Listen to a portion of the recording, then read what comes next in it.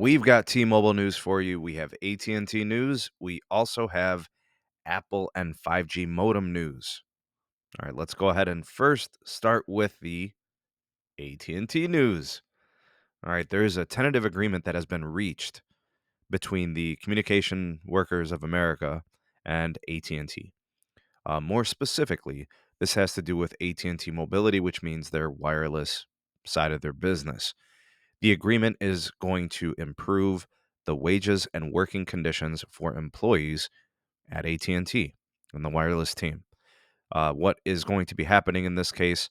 We're going to see a reduction in the outsourcing of jobs to authorized retailers.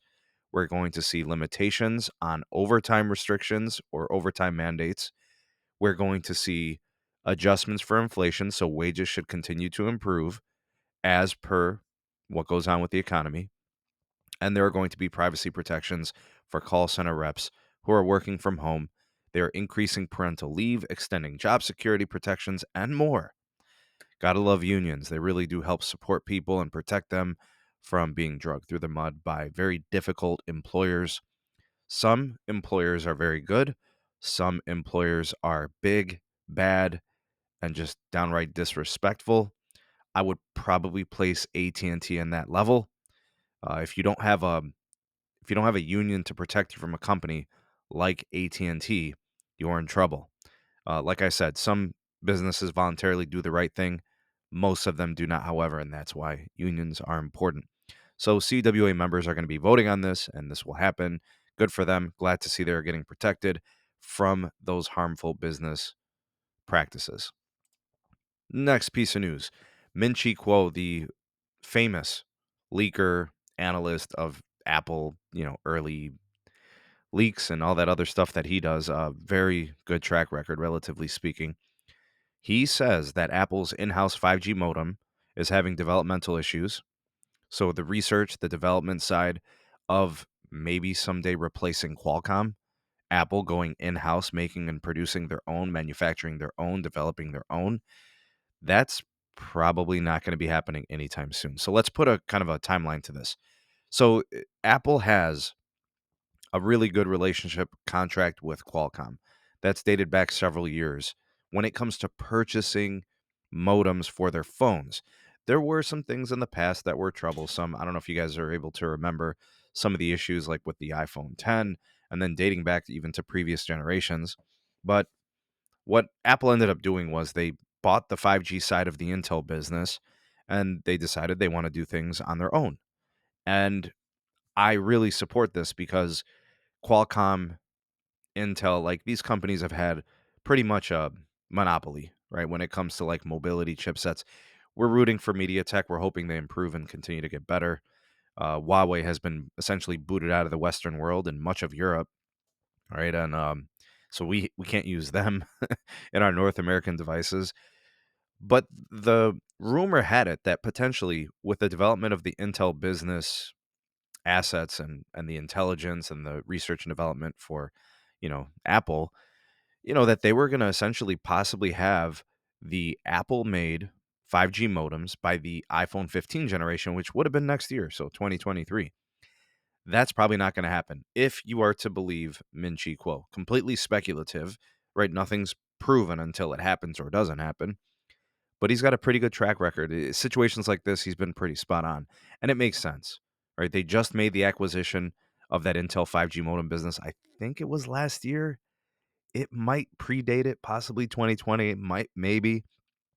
But I think a lot of people had speculated and predicted that maybe the 15 might be best case scenario. That would be like super optimistic. So now we might not be seeing that 5G chip from, or the 5G modem from the iPhone made by Apple, probably not until the 16 generation, right? And at that point, they'll probably start weaning themselves away from Qualcomm. So they'll do like some Qualcomm modems and some iPhone Apple modems, who knows? So this is kind of disappointing and encouraging all in the same time. I just think for those that were optimists about when this was going to happen, it just kind of puts a damp cloth on the whole situation. We're just probably going to have to wait a little bit longer. Apple in 2019 reached a settlement and entered a 6-year leasing agreement. If you look at that kind of time frame, we're talking about 2025, right? Which is 2.5 years away. And then how far are we from the iPhone 16 generation? 2 generations away. It still lines up to the timeline that one would predict if they were being realistic. I just think it's going to be a little bit of time since we start to see Apple with their own in-house modems making their way into production devices. So put that on the back burner. We'll probably readdress this probably sometime early next year, maybe as late as or as early as the end of this year. But I would say definitely in 2023 we'll get an update to this.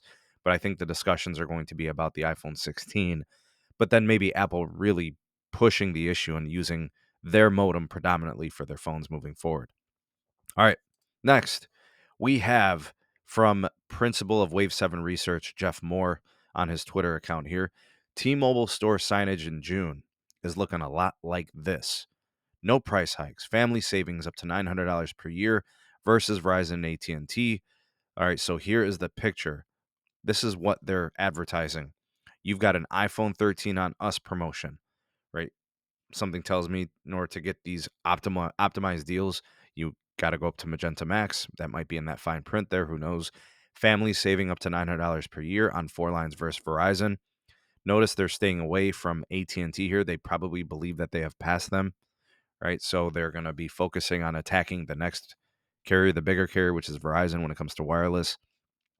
Is it really 900 per year? Maybe if you're looking at like essentials. I don't think that's the case with like Magenta MAX, right? If you look at the multi-line discounts and you look at the multi-line pricing along with the single line, I don't think it's that much of a discrepancy because I've priced it before and it's definitely not $900 per year, because $900 per year would essentially be, somebody saving somewhere between, you know, 80, $85 a month, right? So just kind of throwing that out there, but they're advertising it. Maybe with certain plans they could pull it off. And then it says here, we won't raise your rate plan or price ever. This is the price lock guarantee. Notice that they are really driving this point home. Meanwhile, AT&T and Verizon forcing the issue by adding or increasing costs through different types of fees and legacy plans seeing increased plan pricing. T-Mobile's going the other way. They're going to market, they're going to push this, they're going to advertise this, giving people confidence that in the rough economic times and the possibility of a recession, at least an economic slowdown, you can expect your wireless bill to maintain and stay the same and not change.